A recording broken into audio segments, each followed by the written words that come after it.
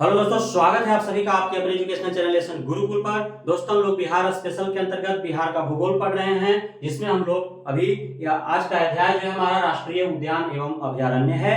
तो बिहार में एक ही राष्ट्रीय पार्क है, राष्ट्रीय उद्यान है, जो वाल्मीकि नगर जो बहुउद्देशीय परियोजना है, जो गंडक नदी पर गंडक नदी घाटी बहुउद्देशीय परियोजना है, वहां पे बहुत बड़ा जलाशय बना हुआ, वहीं पे एक राष्ट्रीय पार्क का निर्माण किया गया है और उस राष्ट्रीय पार्क का नाम है वाल्मीकि नगर राष्ट्रीय उद्यान। और यह जो है पश्चिमी चंपारण में आपका है। पश्चिम चंपारण यहाँ पे देख रहे हैं कि बिहार का सबसे जो आपका सबसे उत्तर का जो जिला है वो पश्चिम चंपारण है, और वहीं पे जो है आपका वाल्मीकि नगर राष्ट्रीय उद्यान स्थित है, बिहार का एकमात्र राष्ट्रीय उद्यान है।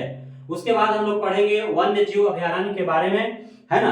तो बिहार में कहां कहां पे वन्य जीव अभयारण्य है? तो पहला जो वन्य जीव अभयारण्य है जो आपका राष्ट्रीय पार्क है, वहां पे वाल्मीकि नगर वन्य जीव अभयारण्य भी बनाया गया है। तो वाल्मीकि नगर से कुछ भी करके आएगा, वाल्मीकि नगर परियोजना आएगा, वाल्मीकि नगर राष्ट्रीय पार्क आएगा, वाल्मीकि नगर आपका वन्य जीव अभयारण्य आएगा। ये सब कहाँ है? तो पश्चिम चंपारण में। आपका कहाँ पे है? पश्चिम चंपारण में। उसके बाद गौतम बुद्ध को ज्ञान की प्राप्ति कहाँ हुई थी? बोध गया में। गया में तो गौतम बुद्ध वन्य जीव अभयारण्य कहाँ हो गया? गया में हो गया। उदयपुर जो है वो पश्चिम चंपारण में है। उदयपुर आपका राजस्थान वाला उदयपुर नहीं, यह उदयपुर जो है एक जगह है पश्चिम चंपारण में ही।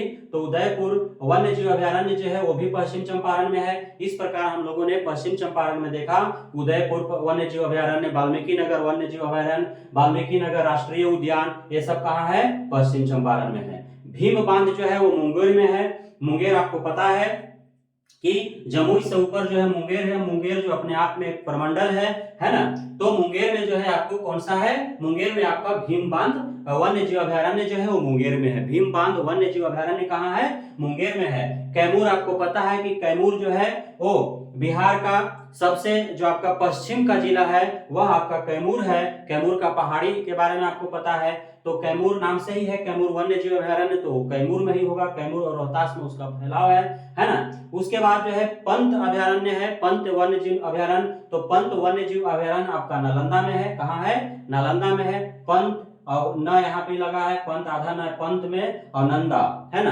तो इस तरह से आप जो है कोऑर्डिनेट करके याद कर सकते हैं। विक्रमशिला गांगे डॉल्फिन जो है वो भागलपुर में है ना। वहां पे डॉल्फिन प्रजाति को जो है आपका शुद्ध जल में रहने वाला जो है एक जलीय प्राणी है आपका, गंगा नदी में वो रहता है डॉल्फिन, है ना। तो उसके लिए उसके संरक्षण हेतु जो है विक्रमशिला गांगे डॉल्फिन वन्य जीव अभयारण्य जो है वो भागलपुर में आपका बनाया गया है। कहाँ पे? भागलपुर में बनाया गया है। उसके बाद रजौली वन्य जीव अभयारण्य जो है वो नवादा में है।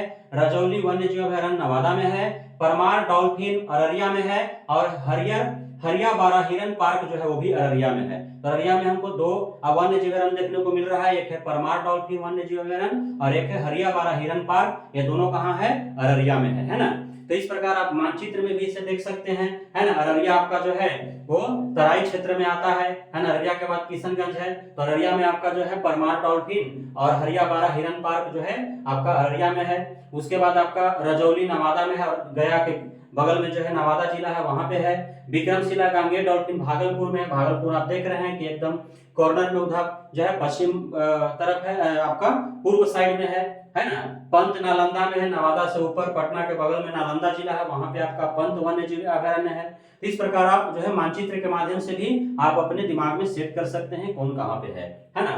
पक्षी अभयारण्य के बारे में हम लोग जान लेते हैं। पक्षी अभयारण्य में जब हम आपको झील के बारे में बता रहे थे, बिहार के झीलों के बारे में, उसमें भी आपको बताए थे।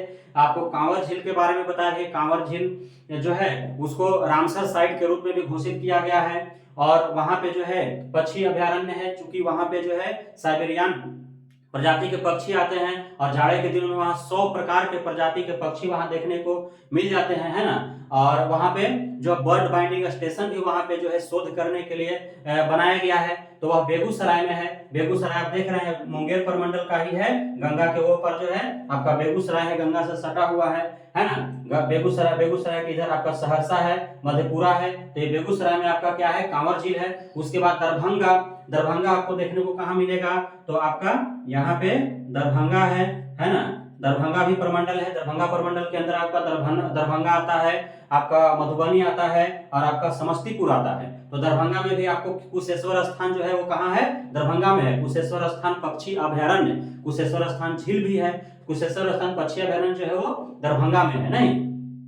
उसके बाद जुब्बा साहनी है ना, सलीम अली एवं बरेला पक्षी अभयारण्य, यह जो है आपका वैशाली में देखने को मिलेगा।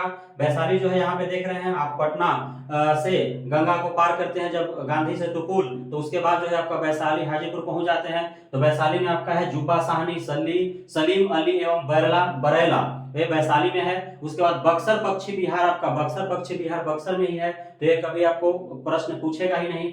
नकटी बांध पक्षी विहार जो है वह जमुई में है, नकटी बांध पक्षी विहार जमुई में है। नकटी और नागी दोनों कहाँ है, जमुई में है, नकटी और नागी।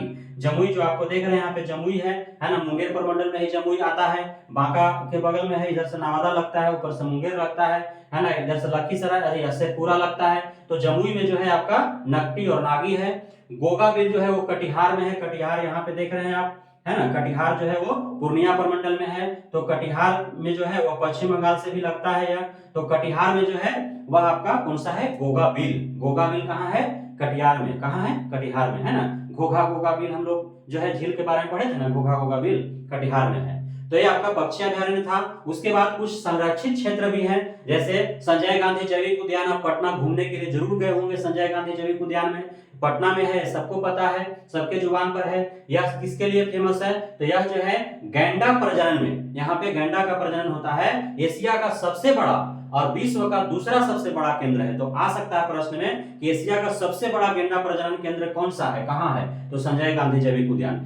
आपका आ जाएगा कि विश्व का दूसरा सबसे बड़ा जो है गैंडा प्रजनन केंद्र कहाँ है, तो वह पटना वाला संजय गांधी जैविक उद्यान है। उसके बाद आपका वाल्मीकि नगर टाइगर रिजर्व है बिहार में, एक जो है एकमात्र टाइगर रिजर्व है, वो भी वाल्मीकि नगर से। हमने आपको बताया कि वाल्मीकि नगर से पूछो आ जाए, वाल्मीकि नगर राष्ट्रीय उद्यान आ जाए, वाल्मीकि नगर आपका वन्य जीव अभयारण्य आ जाए, है ना, या फिर वाल्मीकि नगर आपका टाइगर रिजर्व आ जाए, ये सब कहाँ है, ये सब जो है पश्चिम चंपारण में है। तो इस प्रकार जो है आपको पढ़ना था राष्ट्रीय उद्यान एवं अभयारण्य के बारे में जो बिहार में है। बिहार के राष्ट्रीय उद्यान एवं अभयारण्य चैप्टर जो है समाप्त हुआ। तो फिर मिलते हैं आपका बिहार स्पेशल के, बिहार के भूगोल के अगले कड़ी में, और हम लोग एकदम अंतिम पड़ाव पर है। अगला जो है आपका लगभग लास्ट अध्याय होगा, उसके बाद से हम दूसरे बिहार के जो है इतिहास के बारे में पढ़ेंगे, फिर प्राचीन इतिहास, मध्यकालीन इतिहास और आधुनिक इतिहास के बारे में पढ़ेंगे। तो इस तरह से हम लोग जो है क्रम में धीरे धीरे जो है आगे बढ़ेंगे, और हम लोग जो है पूर्णतः एग्जाम से पहले जो है पूरा सिलेबस खत्म कर चुके होंगे। तो फिर मिलते हैं अगले अध्याय में अगले कड़ी के साथ, तब तक के लिए धन्यवाद। देखते रहिए, आगे बढ़ते रहिए।